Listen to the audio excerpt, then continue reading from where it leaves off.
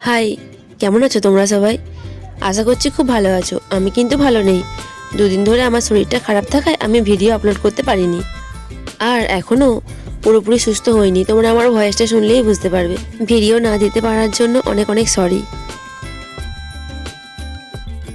আর আজকে আমি কি বানাবো সেটা নিশ্চয়ই তোমরা ছবি দেখে বুঝেই গিয়েছো। আজকে আমি বানাবো মাটির পিৎজা। তার জন্য প্রথমে আমি বেলনার সাহায্যে মাটিটি বেলে নিয়েছি এবং রাউন্ড শেপে কেটে নিয়েছি। এরপর মাটির রোল বানিয়ে এর চারধারে ভালোভাবে অ্যাটাচ করে দেব।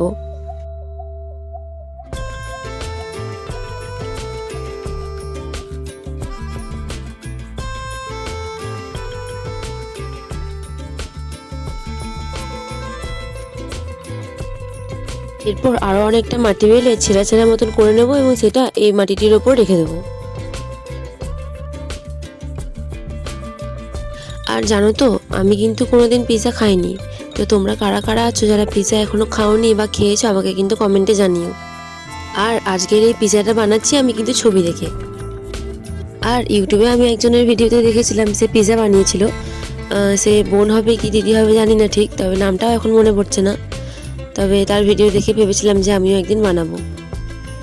তাই দেখো আজকে আমি পিৎজা বানাতে বসে গেছি। অনেক দিন ধরেই ভাবছিলাম বানাবো, মাটি থাকেনি, তার উপর শরীরটা খারাপ ছিল, সেই করে বানানো হচ্ছিল না। তাই দেখো পিৎজার উপর গোল গোল মতো কি একটা থাকে সেটা আমি বানিয়ে নিয়েছি। এরপর দেখো আমি ক্যাপসিকামগুলো বানিয়ে নিচ্ছি। আর এরপর চারকোনা মতো কি একটা থাকে সেটাও বানিয়ে নিলাম। আচ্ছা, তোমরা কিন্তু আমাকে জিজ্ঞাসা করো না এগুলোর নাম কি, আমি কিন্তু বলতে পারবো না। তার কারণ আমি জানি না, আমি খাইনি কোনোদিন, আমি ছবিতে দেখে বানাচ্ছি। আর দেখো আমার কিন্তু সবগুলো বানানো হয়ে গেছে। এরপর আমি এগুলিকে ভালো করে মসৃণ করে নিচ্ছি। এরপর এগুলি পিৎজাটির ওপর ভালোভাবে সাজিয়ে দেব।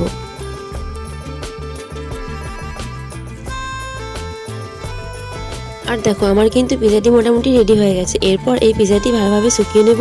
শুকিয়ে নেওয়ার পর কালার করে নেব। আর দেখো পিৎজাটি কিন্তু খুব ভালোভাবে শুকিয়ে গেছে। এরপর এটিতে কালার করব। কালার করার জন্য প্রথমে আমি প্রাইমার করে নেব পুরোটাতে। আর দেখো ওপরের জিনিসগুলো কিন্তু উঠে যাচ্ছিল, তাই আমি শেষে যেগুলো উঠে যাচ্ছিল সেগুলো আমি তুলে নিয়েছিলাম।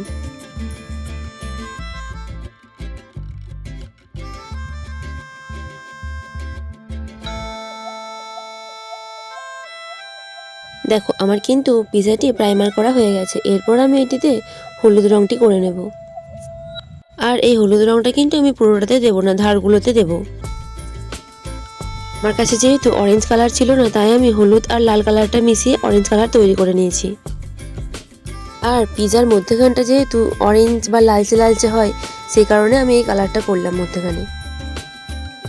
এরপর দেখো বাকি জিনিসগুলোতেও আমি কালার করে নেব। প্রথমে যে গোল গোল জিনিসগুলো বানিয়েছিলাম সেখানে আমি কালো কালারটা করে নেব।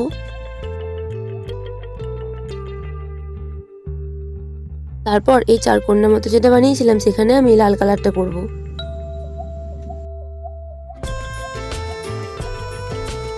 তারপর এই বরফির মতো জিনিসটাতে আমি হলুদ কালার করব।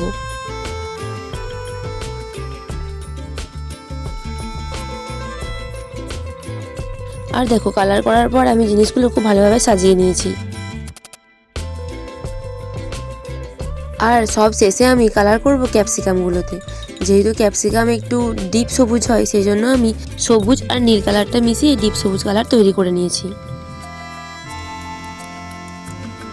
পর এই ক্যাপসিকামগুলোকে ভালো মতো সাজিয়ে নেব।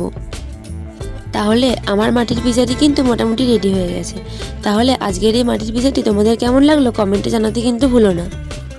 ভালো লাগলে লাইক কমেন্ট শেয়ার করে দিও এবং নতুন হলে প্লিজ সাবস্ক্রাইব করে পাশে থেকো। আজ তবে আসি, আবার দেখা হবে পরের ভিডিওতে। টাটা।